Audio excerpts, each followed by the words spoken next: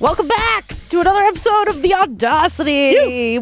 This is a show where we just like to rant and then try and balance it out with just some positivity, just to keep our balance. I'm Brent Pella. I'm Nikki Howard, and thank you guys so much for tuning in. So what's been bugging you lately? Okay, the audacity of the fact that it is still legal for companies to send you things in the mail that look just like they're from the IRS. Mm-hmm. Do you know what I'm talking about? Are you talking about? So I get mail from it's scam mail. Yeah.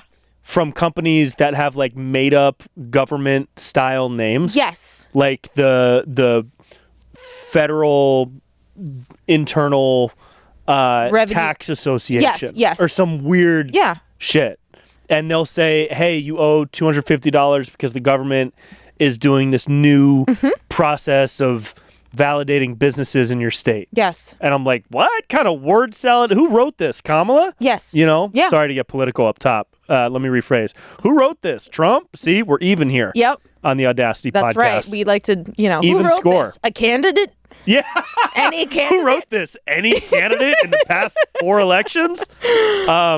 And I almost got caught once. I went all the way through the process of entering shit, and then I started to get a little hesitant, and I just typed it into Reddit, and just tons of conversations about how much of a scam it is. It's crazy that that's legal. It's the same thing as, people, especially, I think it's because you have an LLC. When you have an LLC, they're able to do it. Like, I don't know if I didn't receive anything like that when it was just me, but now that I have a business, it's like, I called people and I'm like, is this real? Like I know someone that is an accountant and I'm like, is this, do I owe this? Like, do I need to give them my social security number? What do I do? And they're like, no. So I think that's pretty audacious and I don't think it should be legal, frankly. It shouldn't be legal. It's messed up, dude. Yeah. It's messed up. I want someone to run on that. So now to overcome that issue, I just don't pay anybody anything ever. No tax. And I just say, hey, Department of Water and Power, sounds made up. Mm-hmm. Internal Revenue Service, sure, like that's a real thing. We'll see. Yeah, they don't call. They don't call. They only write you. United States government, yeah, right. They'll only write. No, that's the rule. Pay your taxes. Yeah. Don't get scammed. This next segment is Make Us Better. This is where we try to become better people by talking to people that are better than us at a whole lot of things. And I'm super stoked to have on a good friend of mine today, Matt Bilinsky. Matt Bilinsky is not only an attorney in the tech, media, and business space, not only a startup advisor and investor, but is also one of my, if not my top favorite follow on Instagram, especially his stories. I think the Matt Bilinsky stories that he posts pretty much daily could be chronicled into a daily TV show as he documents this insane clown world that we're all living and breathing and walking around on. It's spelled MattBilinsky. Go check him out on Instagram.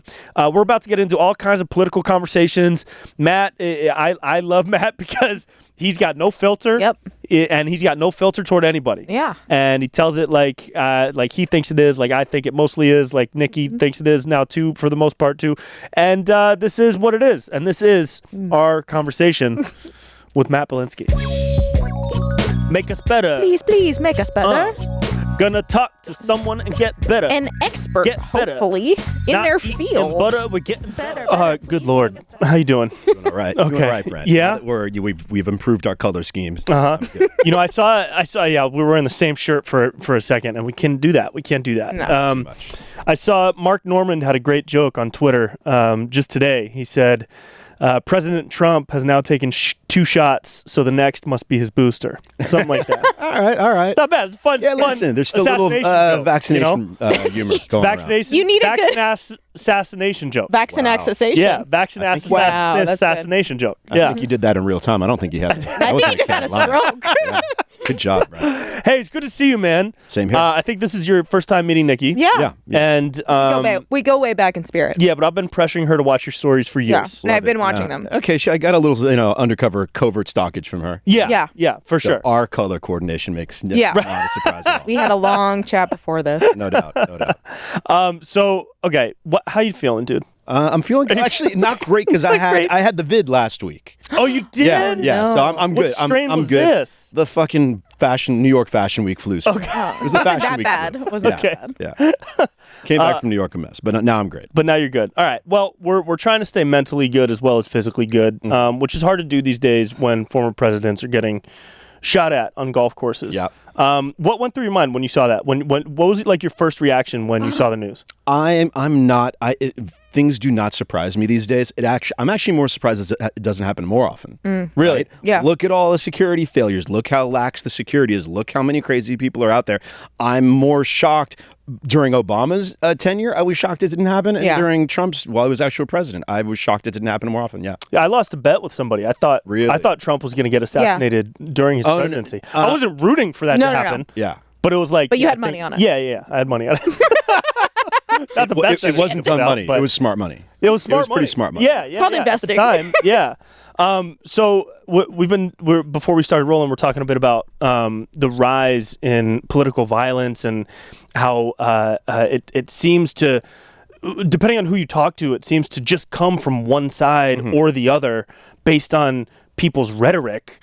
But like we were just discussing, it's kind of all over the place, and everybody should just be anti-violence in general. Yeah. Yes. Well, what I was also saying is that, and I'm sure people will imply my politics from what I'm about to say. That's probably please imply. Okay, my politics were I was very much a Bill Clinton-y, Barack Obama, mildly center-left Democratic voter till roughly the mid 2010s when I'm like, wait a second, the racial and gender pathology coming out of the left wing is completely psychotic. I'm no longer on board, and okay, wait, this Trump guy, I'm not a big fan, but he seems to be right about a few things, and then more shifting because of what happened in Los Angeles directly. It's like, hey, I know what's going wrong in LA, and I know it ain't Republicans running the town. So listen, I'm no longer on board with this Democrat thing.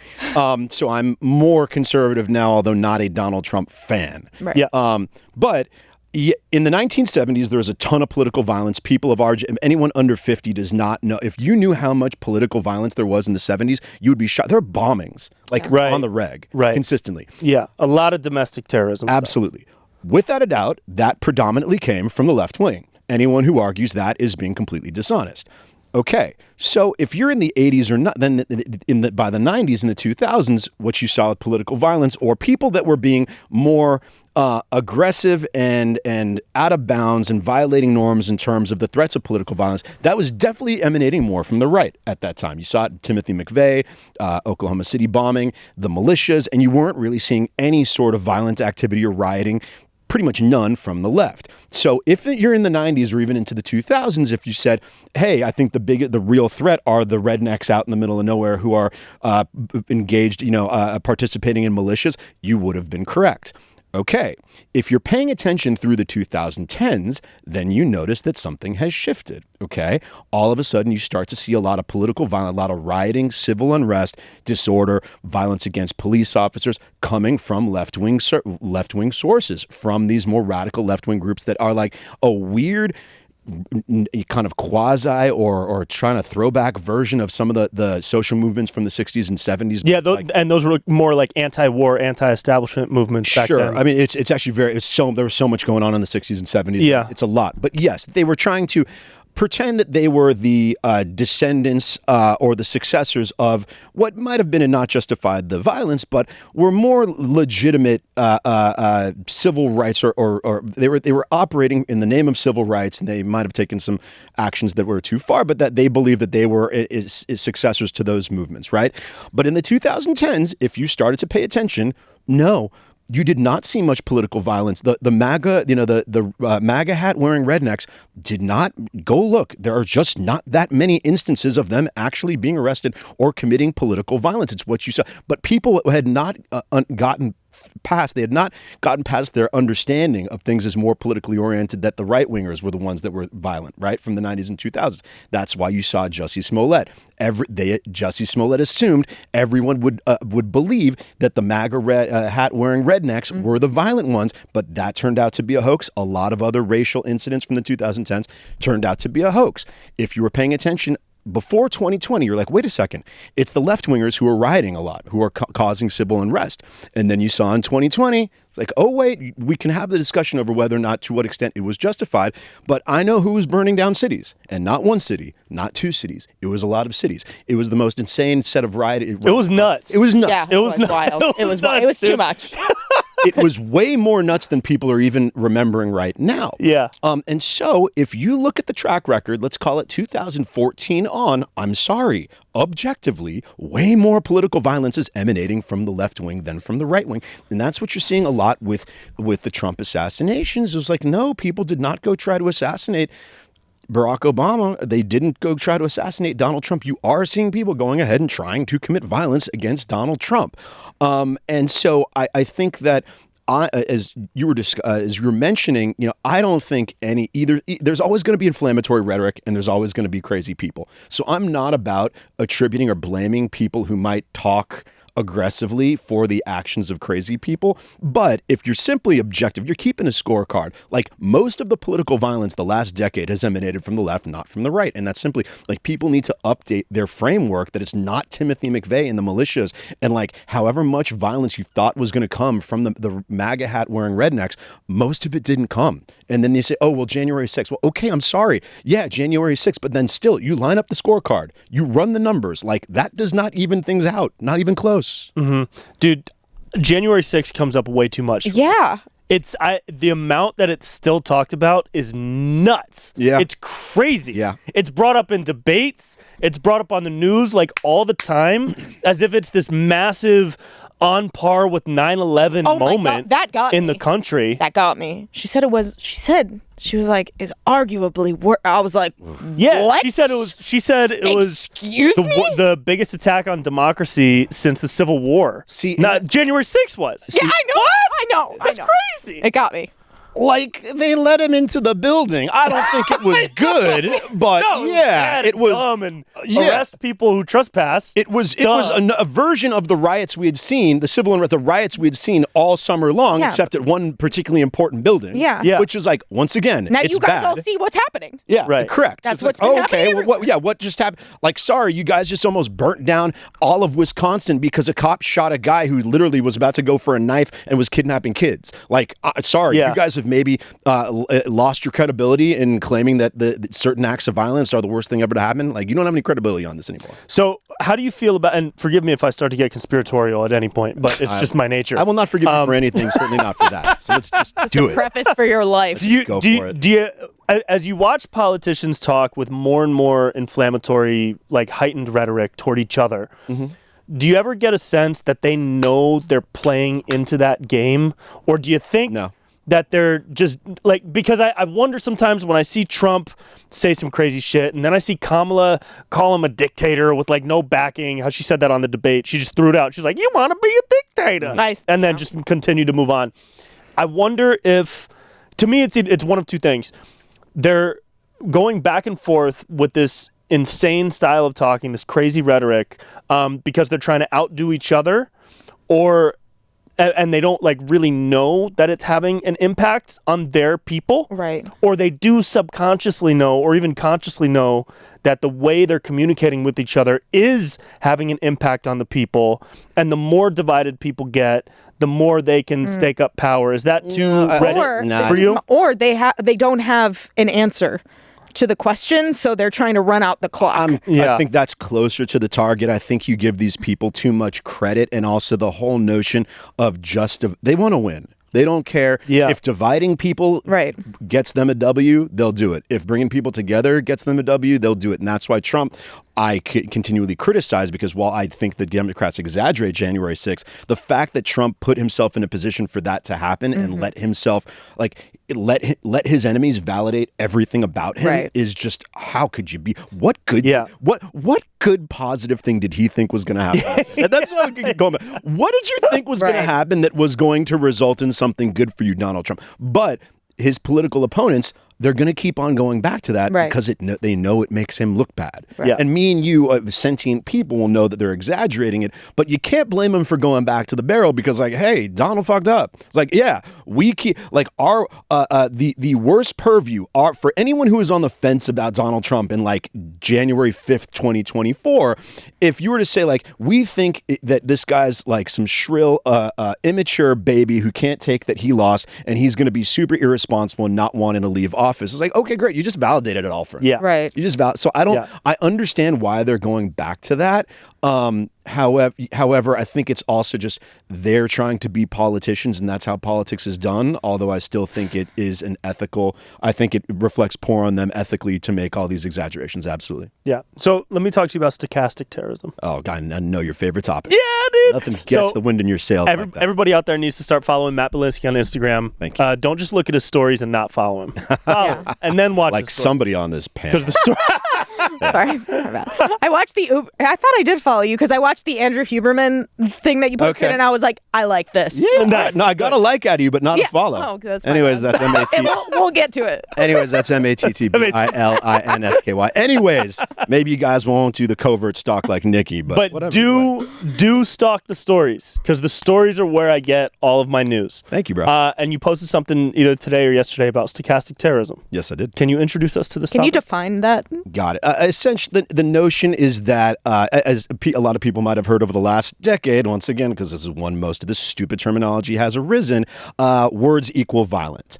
1988, 2004, anyone mentions the concept that words equal violence, you get laughed out of a room. Yeah, correctly. that's silly. Yes. Words don't equal violence. Sticks they and equal stones. sounds. Yes. Sticks and stones. Right. Many of the concepts that all mature sentient adults knew and believe all the collective wisdom of hundreds of years that we all knew until like 2015, one of the ridiculous concepts is that words can actually be violence. And this arose a lot during the social media era. And once again, I'm sorry, go look at it. Don't take my word for it. This concept emanated from the left, not from the right. But the whole idea of bridging the gap between whether or not you can blame people for impute violence and the blame for actual violence to actual words. So stochastic terrorism was from the left during the Donald Trump period, was saying that things that Donald Trump or the MAGA types are saying is so bad that they constitute stochastic terrorism, that actually this criticism, this rhetoric in and of itself constitutes terrorism, and then any violent acts that happen to emanate from that side can then be drawn back to the rhetoric, and thus the people who engaged in the rhetoric, regardless of whether or not they engaged in the violence, are to blame for it. So that's stochastic terrorism. No more freedom of speech then. That's on the path. Big abridgment, a big imposition, a narrowing of freedom of speech for sure. So this has arisen obviously a lot over the last 36 hours because you have the situation where the Republicans have been discussing the situation with the immigrants in Springfield, Ohio, and while they have spoken, and someone saying they made these baseless accusations, and that's actually not correct. About eating the dogs and cats? Yeah, because they're eating people's pets in Springfield. Because here's the thing, they're like, there's accusations that are true, there's accusations that turn out to be false, and then there's baseless accusations. There was evidence, there are people who have made these claims, there are residents without prodding. I saw body cam footage. Did you see the body cam footage of the cop? No. So there's we'll have to link this in the show notes, but there's body cam footage of a police officer talking to people in a neighborhood, and the people he's talking to, you can see them blurry on the fucking image. They're saying like, she had a cat. Yeah. She was eating it. She was. This is real conversation. They're not just making some shit up. These aren't kids. It's not and it's funny, on a body cam. And he wild. calls in for the animal rescue or whatever, and he says there's a deceased cat. There's a deceased feline lying on the sidewalk with like no head or some crazy shit. I saw body cam footage, dude. There's a bunch of these, right? And like it seems like they did confirm that it wasn't a Haitian immigrant, but it was an African migrant in the town one over that was arrested for eating a pet. So like I think that Donald Trump communicated this very poorly. I think he screwed it up. Couldn't have communicated it worse. Yeah, no, they're literally eating the dogs. Yes, absolutely. They're eating the cat. They're eating the pets. He could have mentioned the other 15 like legitimate criticisms of mass immigration to small towns and said, hey, we hear they're eating the pets. We're still checking that out. Some bullshit like that. Yeah. He couldn't do If it. he could just get his sources, like he would have such a stronger impact. He speaks in headlines. Yeah. Yeah, he is does. the issue. He speaks in headlines. But dumb headlines as well. And there hasn't been any actual violence, but there's been reports, once again, haven't substantiated, just like the eating the cats, haven't substantiated it one way or the other. There's been reports of people making threats to the immigrant communities in Springfield, Ohio.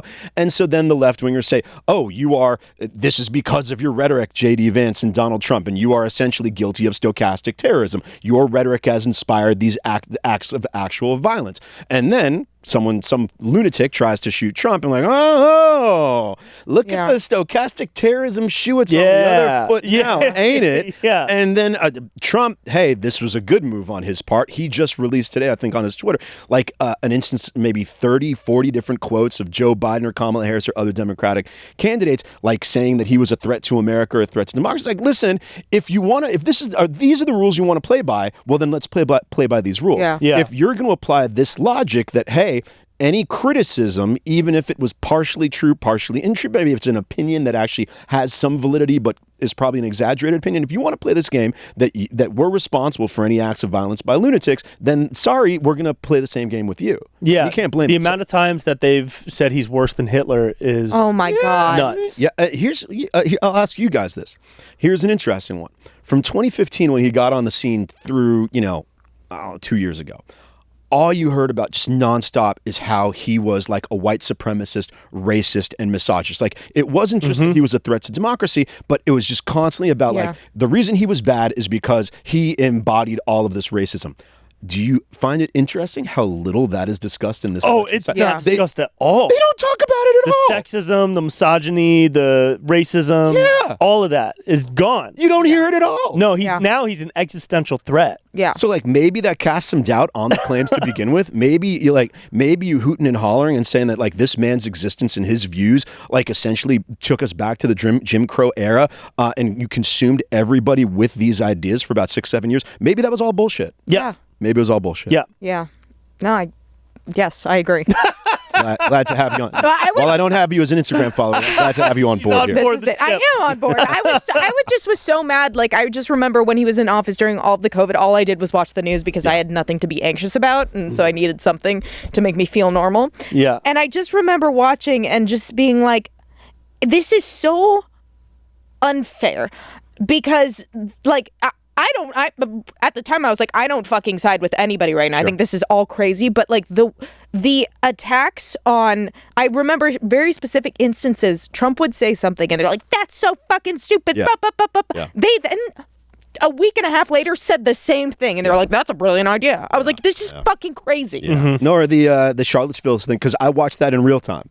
All right, I doubt most people, I don't know how many people were watching Donald Trump's press conference where they claim where the fine people on both sides hoax emanated Oh my God, that keeps coming up too. I watched it literally in real time, and I watched it, and you have this incident where you had these right-wing dipshits. Once again, they claim that these are the violent people. They were going around with their tiki torches and their freaking khakis and oh God, will these fucking guys go, Get laid, yeah, dude. listen, had OnlyFans been around, this probably would not have happened. Right. This was 2017. These pathetic losers. But they weren't attacking anybody, and then a bunch of left-wing agitator types showed up, and then there was a confrontation, and a left-wing person got killed. And I'm like, oh, that's terrible. This is nonsense. And then Donald Trump, in his not particularly articulate way, was trying to not be too hostile to one side or the other, but he clearly said not talking about the Nazis or other people, and they are fine people on both sides.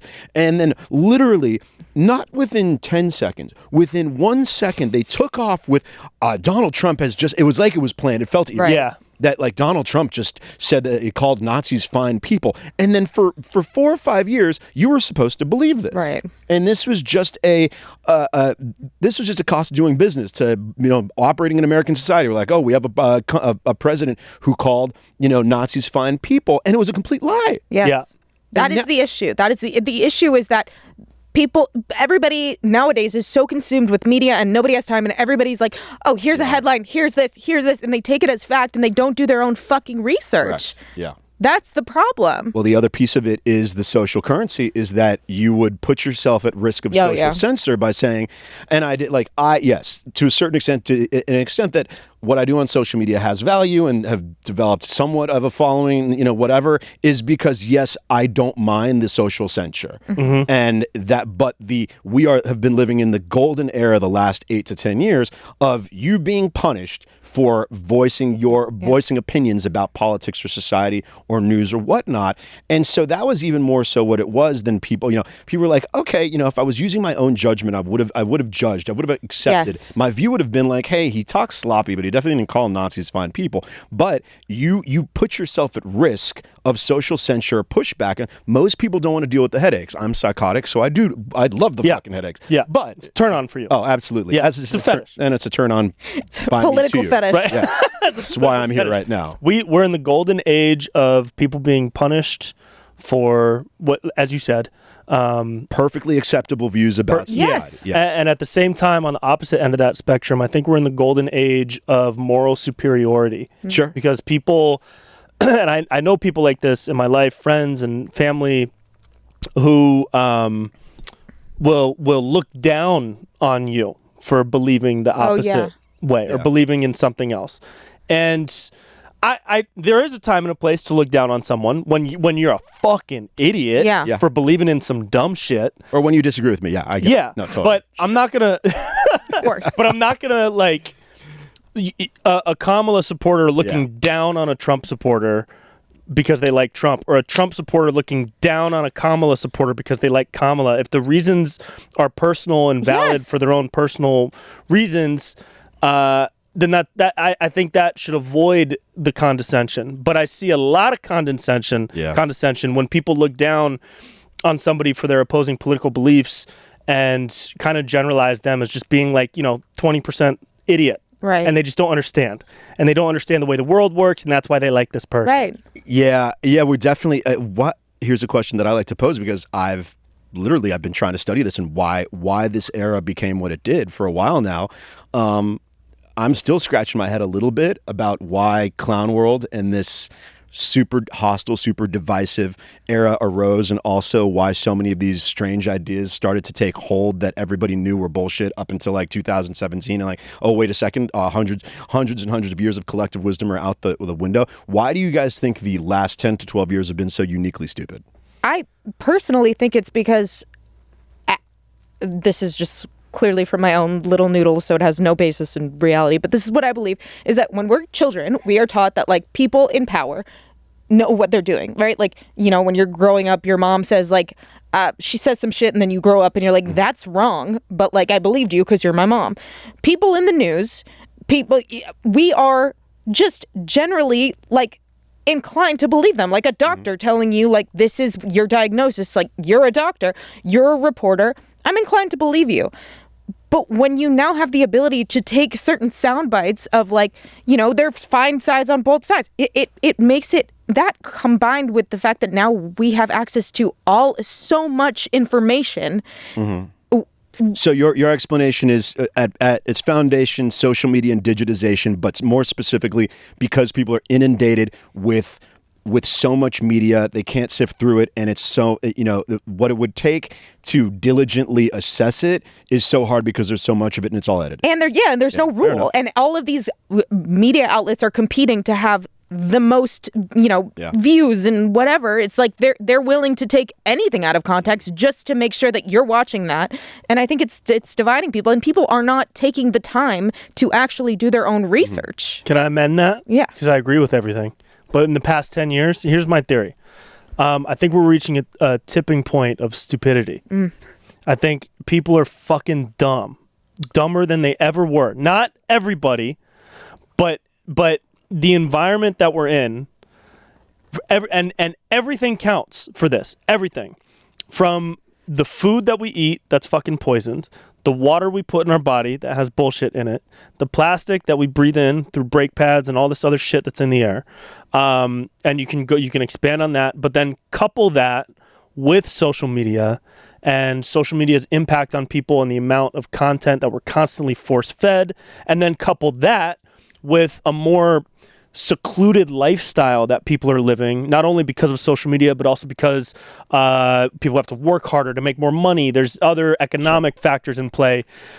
And you put all of that together and you get this new prototype of human that doesn't have the conscious ability to form their own opinions without the input of others, and or they're more easily persuaded to think one way than another. Almost as if these people were susceptible to programming, and now there's more programming, and so there's more susceptibility. There's because people are less Yeah. healthy. That this is anecdotal and might not have anything to do with it, but the healthiest motherfuckers in my life are the smartest, most independent-minded, kindest, most empathetic people that I know. Are the healthiest people that aren't fucking with the environment in all those ways I just said a minute ago. I'd like to build on that. You're a basketball guy, so you know the concept in basketball that, the high variance, the best teams, the best teams, like a good shooting team, like Golden State Warriors, Steph Curry, like they want more possessions because they're the best. Like you don't, in a 3-game playoff series, sometimes the lesser team wins, but you go extend that over in 7, 9, 11 games, the better teams always win. Okay. A similar thing I think has happened in society, that the internet and the speed, everyone is still it crept up on people. People are still underestimating the increase in how fast the world works from whether now but to 2012, not even to 1992 to 1982. Like, I'm a lawyer. Like, they weren't using computers until like 30 years ago. Yeah. Do you know how much longer shit took? Right. And they didn't have a computer in their pocket until 15 years ago. Correct. And even the early 2010s, people forget, like, the internet still worked really slow. I remember, because I was a lawyer for a lot of digital companies, you couldn't get a budget for a digital show because no one could watch video because the video loaded too slow. Yeah. Like, the speed at which the internet moves, I think it's really since about 2014, and the speed at which business and communications go, people have not realized, because it happened in real time. It's like it's like your hair grow. You don't realize it's someone that you haven't seen in a while. Your hair's a different length. They notice it more than someone who sees you every day. The speed at which information is communicated, that business is done, media, everything has gone up exponentially, that it's like more possessions in a basketball game. So for the good people, for people who are smart, like the greater economic rewards, the more availability of information around health, like they're going to absorb and utilize that information more. But for everybody else who's not, like the bad teams, it hurts them even more. Right. So the speed at which the use of social, for instance, there's even times I said, I'm using social media too much. And I'm like, wait a second, social media benefits me a lot. I need to use it more, but it doesn't work out as well for a lot of people. So all those people farther down the competency chain, the faster paced and the more reps, the more possessions you get in life of opportunities to be influenced by something, to encounter information, it's corroding them as opposed to improving them. Yeah. So how do we improve? Yeah, what do we do? What's the answer, Matt Bilinsky? I'm just trying to do what one man can do. I mean, to each person, take a moment to stop and think and say, wait a second, am I putting as much thought towards forming my views as I should be? Am I considering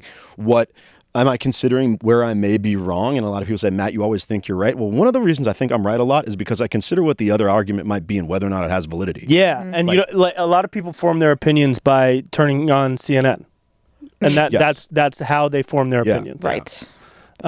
It's hard. It's hard. I understand that it's hard to put yourself in the opposite position. I have a friend who freaked out when JD Vance said the whole childless cat lady thing.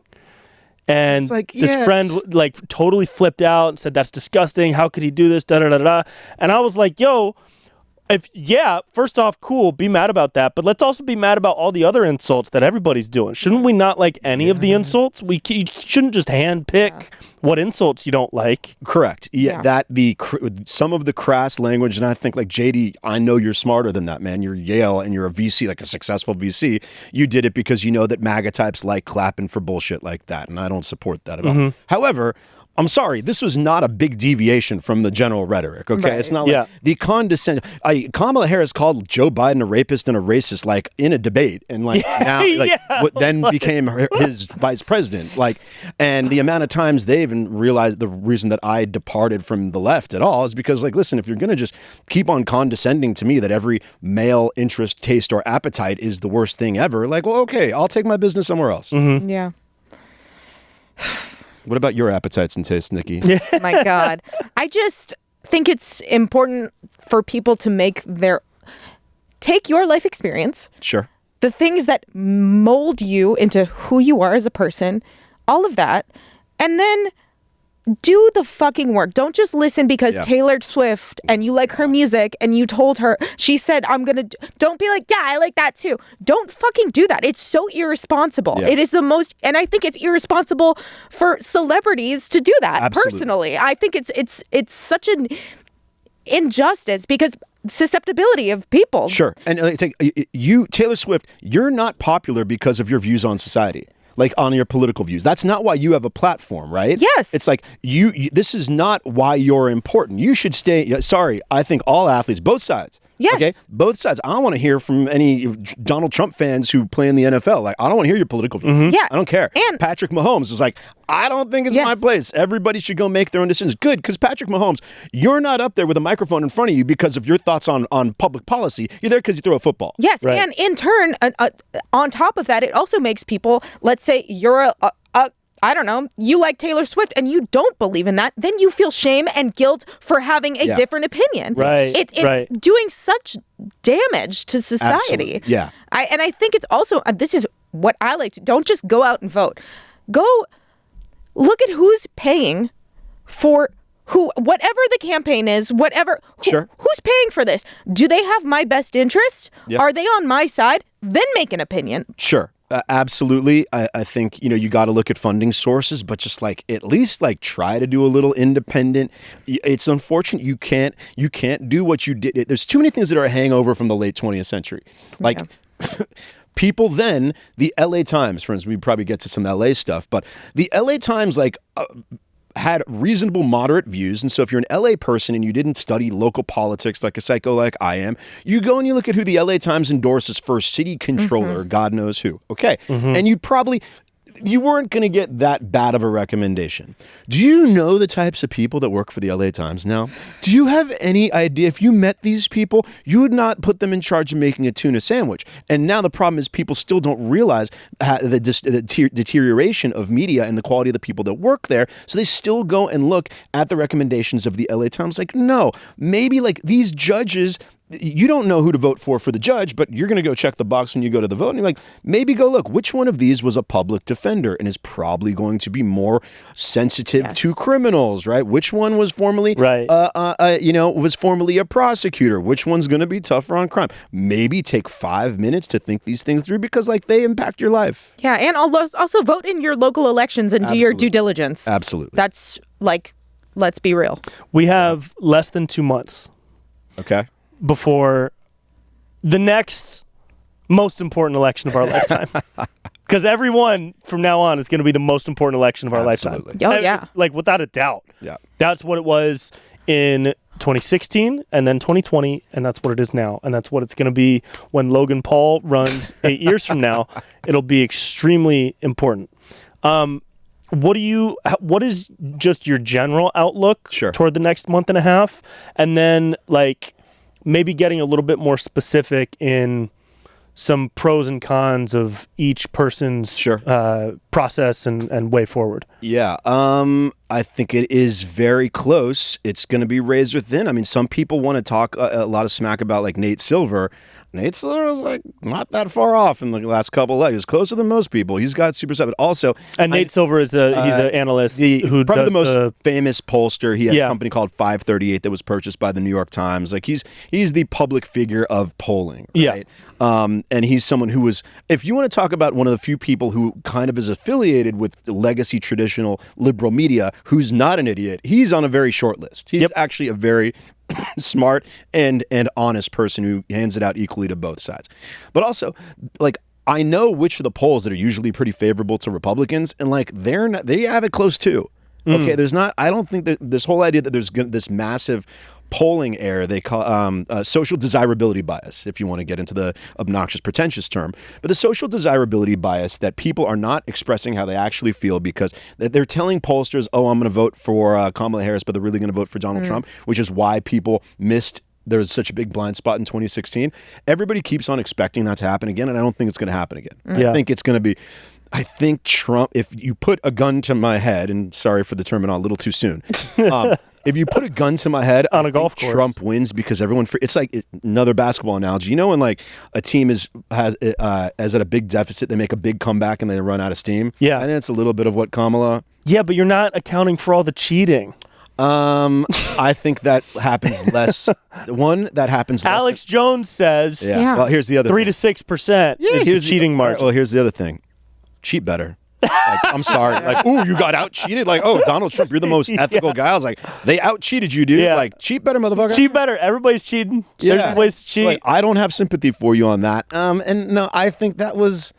I don't know, man. They did a bunch of audits and they did a bunch of recounts. Like, I think there was probably a little. I think there's always a little. Yeah, but just always. Yeah, but I think like what the Democrats did in 2020 that was dirty was more so legal cheating. Sure. Like with the Trump, with the Hunter Biden laptop and all that. We'll get to that in a second, and Facebook and censorship and all that. But I do think it's going to be a fucking mess. Yeah. Because I don't think like it's going to take weeks. It's going to take recounts. It's going to take. Ooh! Yeah. So many recounts. Oh yeah. Oh yeah. Oh, no. Man. Nobody's going to be nightmare we're in for. Each side is going to be a very sore loser. I think we're in for a nightmare. Cool. I think we're in for All right. I That's think gonna make a lot of video content. Oh yeah. That's good for my career, kind of. Yeah, it makes our job easier. Okay. Well, let's talk about that part of the whole cheating. Censorship business. When I say there's always cheating involved, by the way, I mean even down to the micro level of a wife filling out a ballot for her recently deceased husband. Oh, I'm talking about hanging chads. You're talking about what? Yeah, no, she's going old school. Look at pre-digital analog. Yo, hanging chads. Look at the boomer over here with her hanging chads from Palm Beach. But yeah, dude, the Zuckerberg letter, when he talked about how the Biden administration persuaded them to not only censor COVID posts. Yeah, and points of view and information around COVID. Even he cited humor and satirical posts. That was fucked up. And then he said that they pressured them to not release the Hunter Biden laptop story. That has a direct impact on how people viewed the election. Another thing that people have amnesia about, the extent to which various organs of media and government and like people who are supposed to be trustworthy went to try to portray or shelve or hide the Hunter Biden laptop story. It was insane. Yeah, there was a lot. Go find me one other story ever that Twitter and Facebook simultaneously said, this is so wrong, we can't let anybody post on it. You can't find another story. There's not another story. Yeah. I'm looking in the history of social media. Go find one other story that a news organization published that both Twitter and Facebook at the time said, sorry, this is so dangerous or so wrong, we will not allow it to be posted or discussed. All right, then you want to talk about what was going on Facebook and Instagram. Do you know, and this is, I'm still kind of shocked there hasn't been a whistleblower on this, or at least more chatter about this. Do you have any idea how many accounts were terminated like the weeks before the election in 2020? Want to know how I know? Mine was one of them. All right, I posted a cropped photo of Hunter Biden's torso, not even commentary on it. A cropped photo of Hunter Biden's torso because I thought it was funny that he was still banging this chick in this video with his dead brother's dog tags on. Dude. That was the joke I made. My account got terminated. My account got taken down by Facebook. And this was about a week before the 2020 election. I go to Twitter, so I'm like, oh shit, I don't have an Instagram anymore. I go to Twitter, I'm like, hey, fuck, my Instagram got taken down. Somebody on Instagram was a follower of mine, was a fan of mine. I was like, hey, I work for it was Facebook at the time. I work for Facebook, I'll get your account back. He got my account back. I won't tell you where I was going that week, but he happened to be out of the office in the city I was going to that week. I'm like, hey, let's get a beer. Thanks so much for helping me out. And he was describing, he's like, it is insane right now. The reason your account got nuked is they juiced up the algorithms insanely to literally terminate. They're not just sitting there doing this manually. Right. It's on auto. Anything that had anything to do with Hunter Biden, you got your account nuked. They terminated hundreds, tens of thousands of accounts just for mentioning anything having to do with the Hunter Biden laptop. I saw internal Facebook communications that because here's the employees at Facebook, they were like this guy, like, hey, if you have friends, if you have a company with 40,000 employees, you're probably going to have one that knows somebody or knows somebody who knows somebody who got their account taken down for something around the Hunter Biden laptop story. So the problem was there was internal dissension at Facebook because all the employees were getting so many complaints like, hey, my friend, he got his account taken down. What can you do with it? They were nuking all these accounts just to hide the Hunter Biden laptop story. Don't tell me that's not a form of cheating. Yeah, that's crazy. It's suppression. It's news suppression. Information suppression. And you could say, oh, Biden would have won anyways. Well, we don't know that. Yeah. And clearly you guys thought it was damaging enough that you went to this extent. Then 52 members of the national intelligence agencies signing a letter saying this is Russian disinformation based on nothing. Yeah. Based on nothing. And everyone says, well, they didn't know. Then don't sign a letter saying that you do know. Right. That's so crazy. Yeah, wait. The FBI had the laptop for a year. They knew it was verified. It was like, oh, we couldn't verify the materials. Here's how you verify fucking materials. If there's an email sent from one computer and it's supposed to be sent to somebody, go ask the person, go check with the person that email was sent to and say, hey, we want to verify this email. If it's the same email on the other end, it's fucking real. It's verified. You can falsify it on one end. You can't falsify it on both ends. That's it. Fuck. And they sat there and said 52 people work for the CIA, the FBI, Department of Justice, God knows what's up. This is Russian disinformation based on nothing. Nothing. Zero. And they say, and they throw around the term threat to democracy. Yeah, yes. That's why threat to democracy. That's why the stuff that you say about Trump being so dangerous, I can't really take it seriously because look how you guys handle yourselves. Anytime somebody says that the other side is a threat to democracy, which happened in my path, it comes more from the left toward the right. But on the right, they just say they're idiots and we hate them. But I that's my signal that you're part moron. Yes. You just don't understand. Yeah. Because you can't call somebody the right a threat to democracy when you guys literally suppressed democracy. And also, what's crazy too is when you say that a vote for somebody else is a threat to democracy, that implies that the only vote for democracy is your side. Right. And you can't just have one side in a democracy. Right. Yeah. It's not how it works. No. By definition. That's that's a dictatorship. It's an autocracy. I already know what happened with Trump. He whined like an infant and then left. And that's what would happen again. Yeah. Right? Yeah. He's not bitching and moaning. staying forever. There's a way. The president isn't that powerful. The organs of the fucking government work far more powerfully than one man. And he's a schmuck. But if it was between not crazy and him, not crazy, that's an easy decision. Right. But y'all motherfuckers are crazy too. Right. Yes. And you're also dirty. Right. Yes. Right.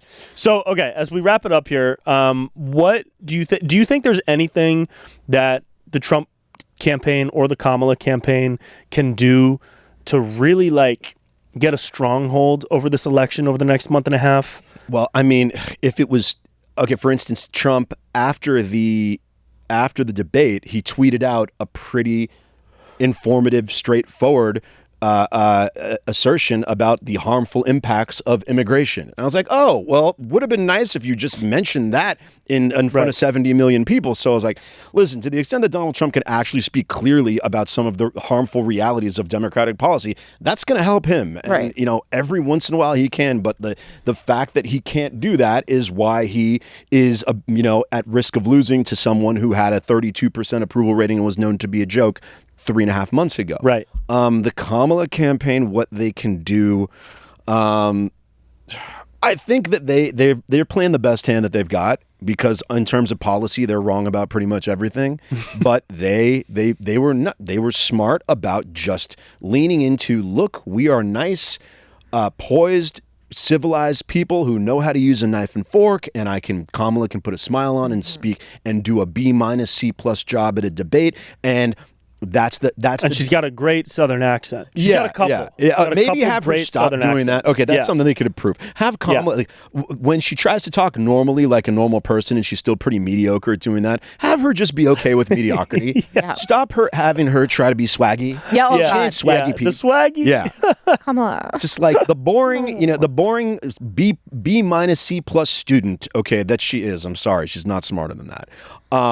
That is her best lane. The whole like I'm doing the TikTok dances. I'm just like you guys. Yeah. No, you're not. Don't worry, I won't be doing any TikTok like, dances. Yo. Yeah. Yeah. Every once in a while, I throw y'all in there, but I ain't running for president. Yet. Not yet, Yeah. but one We'll day. see. Yeah. Matt We'll see. Bilinsky, we love you, bro. Yeah, Thank thanks you for for being coming to the here. show. Thank you Tell so much, everybody guys. where to go find you and stalk you. Yeah. So I do have a podcast called The Prevailing Narrative. You can find that Apple Podcast, Spotify, wherever you get your podcast. The Instagram account that does, that Brent Pella does live and die by other than for ab routines, and he can give you his own ab routine. That is Matt Bilinsky, MattBilinsky, primarily Instagram and Twitter. Oh, look at that. Finally getting that follow from Nikki Howard. All right, what a day. So, that's where you can hear it. Hell yeah. Love you, bro. Thank you so much for being here. Bye. My pleasure. The story. We're going to tell you a story. We're going to tell you it's the story time It now. happened to us, I swear. This it's is real. Yeah, we didn't make it up. No. It's a real story. I've got a little story for the group. This is story time, Oh, yeah. everybody. Welcome to the campfire. Oh, yeah. Everybody Welcome to the huddle campfire. around. What's going on? I want to hear your story. Okay, this is a new story. This happened just the other day. So, as you all know, if you've been listening to this, or you might not know, I'm getting married. It's very exciting. Yay. And it's not to me. It's not to Brent. It's not to me. I know a lot of you are upset by that. No. Some of you lost a bet. I I know. apologize. I know. He's my my Work husband. He's my work wife and my bridesman. Guys, Bridesman. he's my bridesman. I'm a bridesman. He's my bridesman. Fuck yeah, He's dude. gonna do a whole blessing anyway. So, I people continue to ask me like, how's wedding planning going? It can be very stressful, and we got engaged. I was like, let's do it in a year and a half. I like to be prepared. I like to have a lot of time. So I went online. I did all my research. I want to have it here at this place. It's a chain. It's called Secrets in Mexico. It's great. They just built a new one. I did everything. I reached out to people who have had weddings at these places. They're like, oh, yes, Secrets is the best. I put my deposit down. Now, because I like to stay ahead, I've been trying to contact these people. Keep in mind, my best, oldest childhood friend, Alexa, I've known her since kindergarten. She, thank God, found her passion in life in the wedding, graphic design, planning, business, travel agency, which is great because before this, she was living in Nicaragua because it was $10 for a gram of blow and selling her Zika plasma. So this is a really good time for her to turn it around. Yeah. So she's been helping with all of this. So the two of us has been trying to contact this hotel, not hearing back. We got word they changed their email. We keep trying.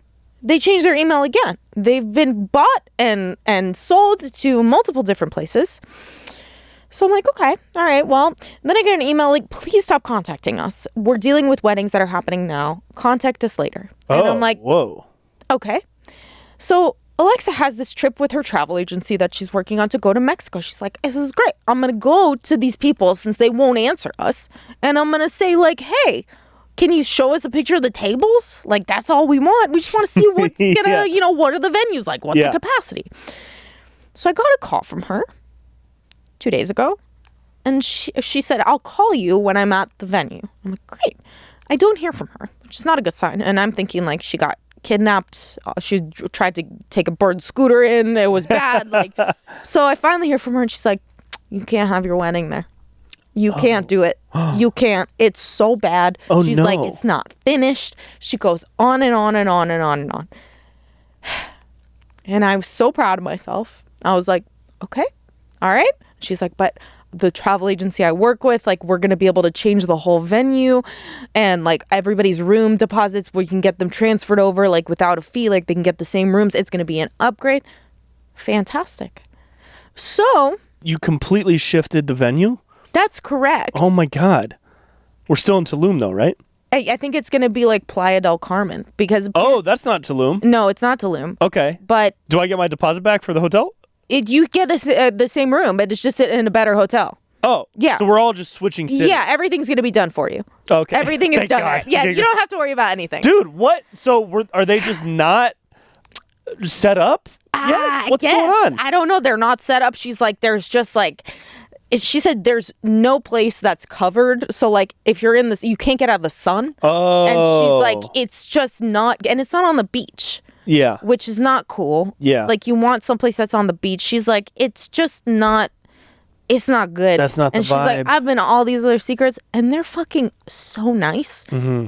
And this one is dog shit. Damn. And so, and they're not answering us, which I really don't like. Yeah, that's kind of a bummer. So anyway, I'm trying to be real positive about it. And then, we found this one place, and now I'm all nervous. And so anyway, I think getting married is a whole thing. Yeah, but everyone, up until this point, everyone's like, are you stressed? And I'm like, what's to be stressed about, man? Everything's great. And now I'm like, Well, at least we're months away still. Everything's great. And it's going to be fun. It's going to be a blast. And everything happens for a reason. Yep. That's the way I'm looking at it. Maybe Bill Murray will show up. He shows up to weddings sometimes. I didn't invite him. I know he never gets invited. He just kind of shows up because he's Bill Murray. Yeah. He's like a wedding entity. Can you imagine? Dude. This is why that happened. I thought it was maybe rain or something. But I like this option better. Right? Wow. Yeah, I think that'd be cool. Yeah, so that's my story. I think your wedding is going to be beautiful. It's going to be great. I think it's going to be dope. I think you dodged a bullet. Yeah, we all did. A shift. And I think no one's going to get an allergic reaction to shellfish. No one's going to have diarrhea from the water. Right. And that's all we can hope for. Yep. Yeah, you won't have shellfish anywhere. You got to. No, thank you. Mm-hmm. We'll tell Brent's allergic to shellfish. I'm allergic to shellfish. You guys didn't know. Now you know. More you know. All right. That's story time.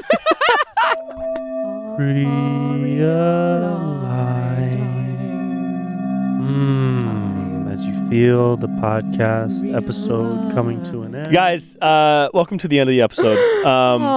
We've had a magical time with each other and with you. Yeah. And we'd like to leave you on a happy note.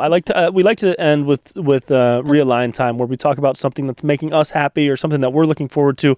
And today it's real simple for me. I'm just going to keep it simple. I'm going to tell you about how much I love my water bottle.